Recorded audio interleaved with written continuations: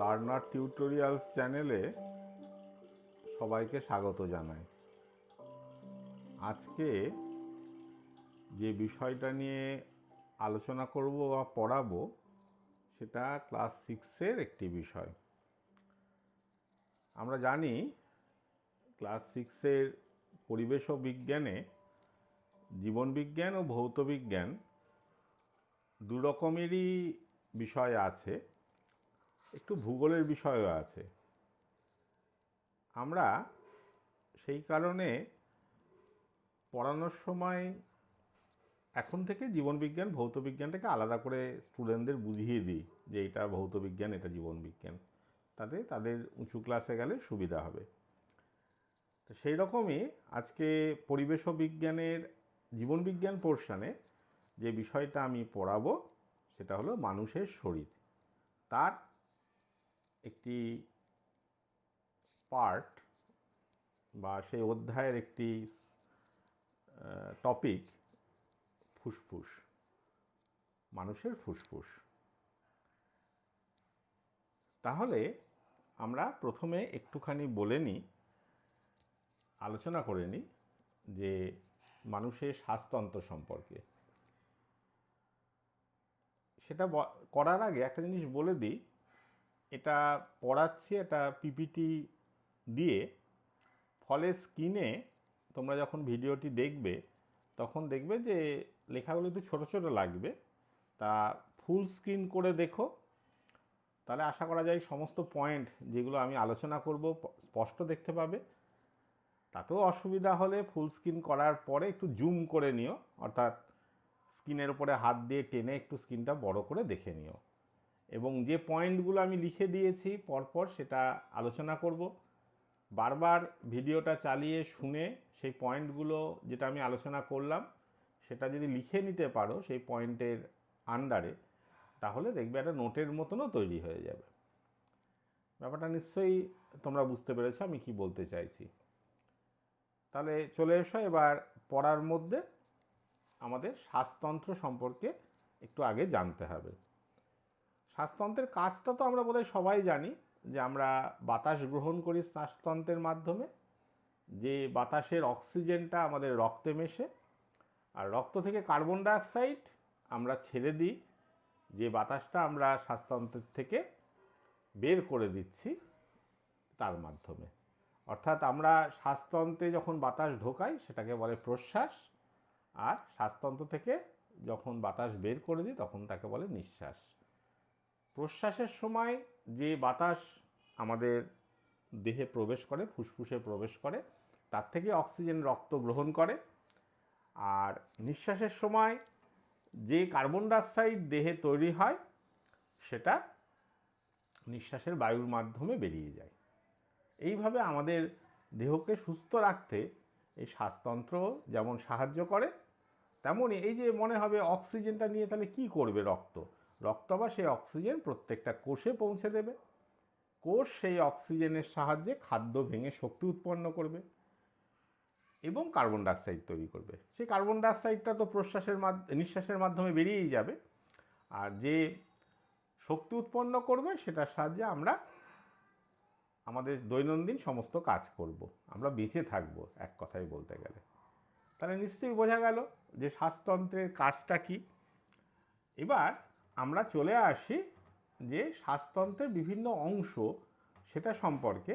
তার আগে আমি তোমাদের একটি শ্বাসতন্ত্রের মানুষের ফুসফুসের শ্বাসতন্ত্রের একটা অংশ, তার ছবি, এটা তোমাদের ক্লাস 6-এ আছে। এই ছবিটাও পরীক্ষার জন্য প্র্যাকটিস করতে হবে। তবে ছবিটাতে যতগুলো আমি লেবেলিং দিয়েছি, এটা বই থেকে নেওয়া ছবি, সেটা অতগুলো করতে হবে না। বইয়ে মেন যে পার্ট কটা আছে লেখা সেই কটা লেবেলিং করলেই হবে। তাহলে এবার একটু দেখো ফুসফুসের গঠনে কি কি অংশ আছে, তারপর আমরা শ্বাসতন্ত্রের বিভিন্ন অংশ সম্পর্কে বলছি। তাহলে দেখো ফুসফুসের গঠনে রয়েছে প্রথম ল্যারিংস, একেবারে উপরের যে স্ফীত অংশটা ল্যারিংস, তারপরটি সরু নলের মতন অংশ তাকে বলা হয় ট্রাকিয়া। ল্যারিংসের একটা বাংলা আছে স্বরযন্ত্র, যার সাহায্যে আমরা কথা বলছি, এই যে আমি কথাটা বলছি, এই ল্যারিংসের মাধ্যমে বা ষড়যন্ত্রের মাধ্যমে তৈরি হচ্ছে। তারপরে ট্রাকিয়া একটা নল, শ্বাসনল, সেটা দুভাগে ভাগ হয়েছে, ব্রঙ্কাস। প্রত্যেকটা ভাগকে আমরা ব্রঙ্কাস বলি।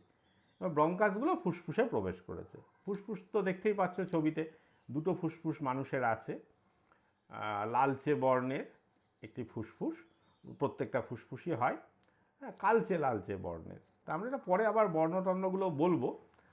আর প্রত্যেকটা ফুসফুস একটা আবরণ দিয়ে আবৃত আছে, প্লুরা। ডান ফুসফুসে খণ্ড আছে 3টে, বাঁ ফুসফুসে খণ্ড আছে 2টো। আর এইখানে দেখো বাঁ ফুসফুসের খণ্ডও কম, এবং এখানে একটা বাঁ ফুসফুসের গায়ে একটা খাঁজ মতন রয়েছে, নাম লেখা হয়েছে কার্ডিয়াক নচ। এটাকে কি বলা হচ্ছে? এটা অ্যাকচুয়ালি এই জায়গাটায় হৃৎপিণ্ড অবস্থান করে, সেই কারণে বাঁ ফুসফুসের একটু আয়তনও কম। আর তলায় রয়েছে একটি মধ্যচ্ছদা পর্দা, যেটা বক্ষ গহ্বর এবং উদর গহ্বরকে পৃথক করেছে। তাহলে এই হলো ফুসফুসের ছবি বা ফুসফুসের বিভিন্ন অংশ। আমরা আবার শ্বাসতন্ত্রের সব অংশগুলো নিয়ে এরপরে অল্প অল্প করে বলবো। যদিও তোমাদের ক্লাস 6-এ ওয়েস্ট বেঙ্গল বোর্ডের যে সিলেবাস, তাতে শ্বাসতন্ত্রের অংশগুলি নেই, কিন্তু ফুসফুস সম্পর্কে আছে। তা ফুসফুসটা বুঝতে গেলে একটু শ্বাসতন্ত্রের অংশগুলো জানতে হবে, সেইটা জানিয়ে দেবো আর কি। একেবারে সেগুলো ডিটেলসে তোমাদের মুখস্থ করতে হবে না বা পরীক্ষার জন্য পড়তেও হবে না। তাহলে চলে এসো পরের স্লাইডে। শ্বাসতন্ত্রের বিভিন্ন অংশ। তাহলে কি কি অংশ? আমি অংশগুলোর নামও বলছি, আবার অংশগুলোর সম্পর্কে একটু বর্ণনাও বলে দিচ্ছি বা জিনিসটা বুঝিয়ে দিচ্ছি। তাহলে প্রথম আছে নাসারন্ধ্র, নাসাপথ, নাসাবিবর। এগুলো পরস্পর সম্পর্কযুক্ত একটি অংশ। আমাদের নাসারন্ধ্র মানে নাকের বাইরে থেকে যে দুটো ফুটো দেখতে পারি, এই দুটোকে বলে বহির্নাসারন্ধ্র। তারপরে ফুটো দুটো একটা নলের মতন অংশে ঢুকে গেছে, সেটা নাসাপথ। নাসাপথটা দেখা যাবে একটা বড় প্রকোষ্ঠে, বড় ফাঁকা জায়গায় উন্মুক্ত হয়, সেটা নাসাবিবর। নাসাবিবরটা রয়েছে আমাদের উপরের চোয়ালের যে প্যালেট অংশ, বা বাংলায় বললে যে উপরের তালু অংশ, তার উপরের দিকে রয়েছে। নাসাবিবর আবার অন্তর্নাসারন্ধ্র দিয়ে, তাহলে স্বাভাবিক নাসাবিবরও দুটো, তাহলে অন্তর্নাসারন্ধ্রও দুটো হবে, দিয়ে আমাদের মুখবিবরে উন্মুক্ত হচ্ছে। মুখবিবরে কোন জায়গাটায় উন্মুক্ত হচ্ছে? যেটাকে বলে আমরা নাসাগলবিল। এবং এইখানে দেখা যাবে যে অন্তর্নাসারন্ধ্র দুটোর মাঝে একটি আলজিভ বা উভুলা বলে একটি অংশ আছে, যা খাওয়ার সময় নাকের নাসাপথে বা নাসাবিবরে খাদ্য ঢুকতে দেয় না। এরপরে দেখো এই নাসাগলবিল উন্মুক্ত হচ্ছে। অ্যাকচুয়ালি নাসাগলবিল এই অঞ্চলটায় দেখা যাবে যে খাদ্যনালীও এর তলা দিয়ে উন্মুক্ত হয়, সেটা আমরা অন্য আলোচনায় আসব।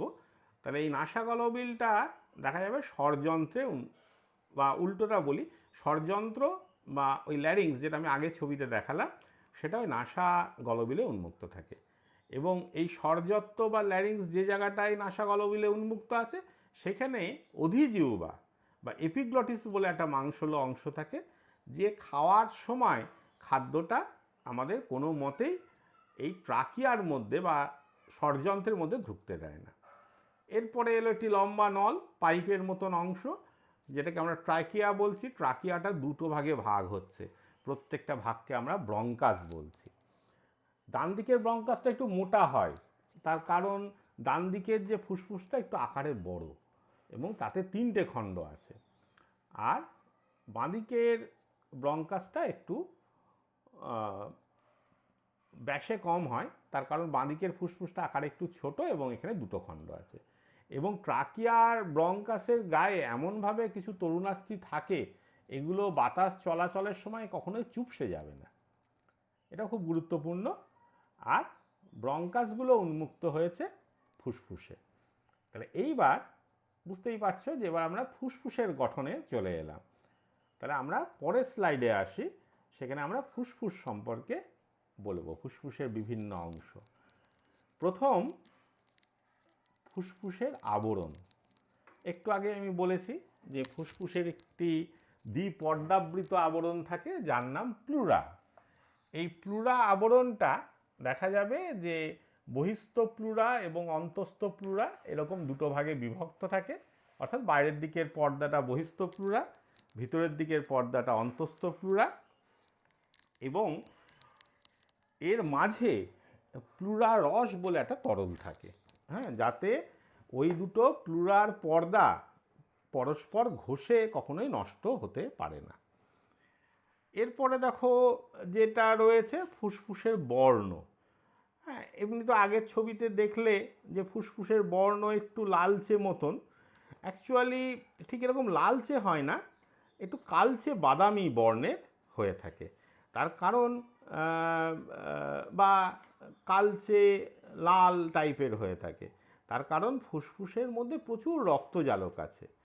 সেই কারণে ফুসফুসটা সবসময় একটু লালচে বর্ণ ধারণ করে।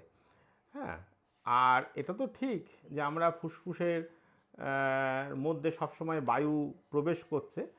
যারা ধূমপান করেন বা প্রচণ্ড বায়ু দূষণ হয়েছে এমন জায়গায় থাকেন, হ্যাঁ, তাদের আবার ফুসফুসটা একটু বেশি কালচে লাগে।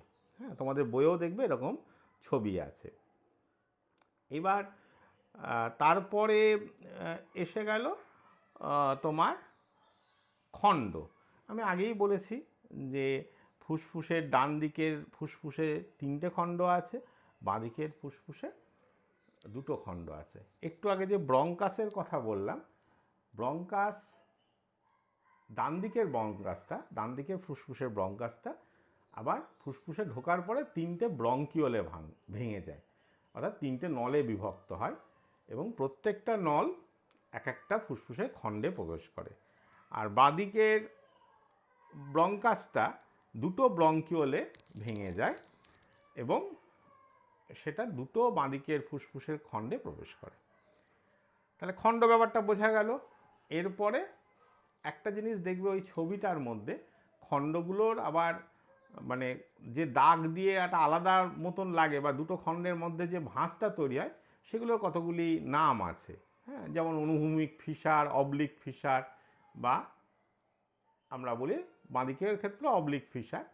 তা এগুলো তোমাদের ক্লাস 6-এর জন্য নয়, একটু উঁচু ক্লাসের বই থেকে ছবিটা দিয়েছি বলে এরকম লাগছে। এরপরে ব্রঙ্কিওল সম্পর্কে আমাদের একটু বলতে হবে।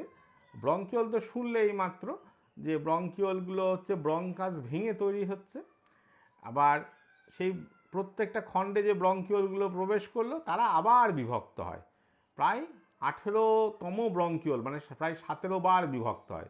অর্থাৎ যে ব্রঙ্কিওলগুলো প্রত্যেকটা খণ্ডে ঢুকলো সেগুলো আবার বিভক্ত হয় কয়েক ভাগে, প্রত্যেকটা ভাগ আবার বিভক্ত হয়, এরম করে ভাগ হতে হতে হতে হতে একেবারে সেই গাছের মধ্যে যেমন প্রচুর ডালপালা তৈরি হয়, প্রত্যেকটা ফুসফুসের খণ্ডের মধ্যে এরকম প্রচুর ব্রঙ্কিওল তৈরি হয়ে যায়। এবং সব থেকে শেষে যে সরু সরু ব্রঙ্কিওলগুলো তৈরি হয় তার গায়ে কতগুলো ছোট্ট ছোট্ট বায়ুর থলি লেগে থাকে, সেইগুলোকে আমরা অ্যালভিওলাই বা বায়ুথলি বলি। তাহলে বুঝতে পারলে যে ব্রঙ্কিওলগুলো ভাঙতে ভাঙতে প্রচুর শাখা প্রশাখা তৈরি করে, দিয়ে 18তম ব্রঙ্কিওলে গিয়ে তার সাথে প্রত্যেকটা 18তম ব্রঙ্কিওলের গায়ে ছোটো ছোটো ছোটো অ্যালভিওলাই লেগে থাকে, বায়ুথলি তাদেরকে বলা হয়। তাহলে এবার আমি চলে আসি অ্যালভিওলাই। তাহলে অ্যালভিওলাই বা বায়ুথলি হলো ওই ব্রঙ্কিওলের সাথে লেগে থাকা ছোট ছোট থলি। কতগুলো থাকে? প্রত্যেকটা ফুসফুসে বলছে প্রায় 10 কোটি করে থাকে এরকম অ্যালভিওলাই। প্রত্যেকটা অ্যালভিওলাই একটা মাত্র আবরণী দিয়ে তৈরি হয়, তার বাইরের দিকে রক্তজালক লেগে থাকে। অর্থাৎ রক্তজালক লেগে থাকে মানে সেখানে দেখা যাবে যে ধমনীর জালক এবং শিরার জালক সবই থাকবে আর কি। অর্থাৎ দেখা যাবে যে ধমনীর জালকের মাধ্যমে ওখানে কার্বন ডাইঅক্সাইডযুক্ত রক্ত আসবে, আর শিরার জালকের মাধ্যমে অক্সিজেনযুক্ত রক্ত দেখা যাবে যে ফুসফুসের শিরায় যাবে। তাহলে এইভাবে অ্যালভিওলাইগুলো তৈরি হয়। তাহলে এই অংশটার কাজ কি? এই অংশটার কাজ হচ্ছে ওই বায়ুর আদান প্রদান করা, অর্থাৎ অক্সিজেন রক্তে পাঠিয়ে দেওয়া আর কার্বন ডাইঅক্সাইড বায়ুথলির মধ্যে গ্রহণ করা এবং সেটা নিঃশ্বাসের মাধ্যমে ফুসফুস দিয়ে বেরিয়ে যাবে। তাহলে এই অংশগুলোর কাজগুলো একটু বলে নিই। তাহলে ফুসফুসের আবরণ বা প্লুরার কাজটা কি? বুকের সাথে যে ফুসফুস সবসময় ঘর্ষণ করছে, সেই ঘর্ষণ প্রতি মিনিটে ফুসফুস আমরা গড়ে 12 থেকে 18 বার শ্বাস গ্রহণ করছি। তো প্রত্যেকবার ফুসফুস একবার বড় হচ্ছে, একবার ছোট হচ্ছে, তখন বুকের সাথে যাতে ঘর্ষণে ফুসফুসের আবরণটা বা ফুসফুসটা নষ্ট না হয়, সেটাই রক্ষা করে আবরণ বা প্লুরা। ব্রঙ্কাস কি কাজ করে? ল্যারিংস, ট্রাকিয়া, ব্রঙ্কাস, ব্রঙ্কিওল, এরা বায়ুকে একবার ফুসফুসে ঢোকায়, একবার ফুসফুস থেকে বাইরে বের করে দেয়। আর অ্যালভিওলার কাজ হলো রক্তের সাথে অক্সিজেন, কার্বন ডাইঅক্সাইডের আদান প্রদান করা। এটাই মেন কাজ। কিন্তু ফুসফুসের সাথে আনুষঙ্গিক বেশ কিছু শ্বাসঙ্গ থাকে। সেগুলোর মধ্যে তো বুঝতেই পারলে একটা, যে নাসাপথ, নাসা বিবর, নাসারন্ধ্র, নাসা গলবিল, এরা সব বায়ু যাতায়াতের পথ হিসাবে কাজ করে। Larynx, trachea, bronchus, bronchiole. আর এর সাথে ওই যে বললাম মধ্যচ্ছদা নামে একটা পর্দা ফুসফুসের তলায় থেকে বক্ষ এবং উদরগহ্বরের মধ্যে ভাগ করছে, সেটাও দেখা যাবে যে শ্বাসগ্রহণ শ্বাসত্যাগে খুব ভূমিকা নেয়। আর আমাদের বুকের খাঁচা, দেখবে আমাদের বুকের দিকটায় একটা হাড় দিয়ে গঠন করা একটি খাঁচার মতন অংশ থাকে, যার মধ্যে ফুসফুস আর হৃৎপিণ্ড থাকে। সেই খাঁচাটার একটা ইংরাজি নাম আছে থোরাসিক কেজ, বাংলা নাম হচ্ছে বক্ষপিঞ্জর। এবং এই বক্ষপিঞ্জরের সাথে পেশি যুক্ত থাকে, যারা শ্বাস গ্রহণ এবং বর্জনে সাহায্য করে। সুতরাং এই অংশগুলো সম্পর্কেও আমাদের জানতে হবে। তাহলে এই অংশগুলোর সম্পর্কে জানা এবং কিভাবে আমরা শ্বাস নিই এবং আমাদের শ্বাসতন্ত্রের কী কী সমস্যা হয়, এগুলোও তোমাদের সিলেবাসে আছে। এটা আমি পরবর্তী ভিডিওতে দেব, এই ভিডিওতে নয়। হ্যাঁ, এই ভিডিওতে ওটা দেব না। এটা আগে এইটুকুনি আগে বই থেকে পড়ে ফেলো, তারপরে আমি ওটা পরবর্তী ভিডিওতে দেব, তখন তোমরা ওটা ওখান থেকে বুঝে নেবে। তাহলে বুঝতে পারলে আশা করি ফুসফুসের গঠন। আর সবাইকে বলি, যারা এখনও এই চ্যানেলটা সাবস্ক্রাইব করোনি, অবশ্যই সাবস্ক্রাইব করো, বেল আইকনটা প্রেস করে রেখো, তাহলে সমস্ত নোটিফিকেশানগুলো পাবে। আর অবশ্যই লাইক করো।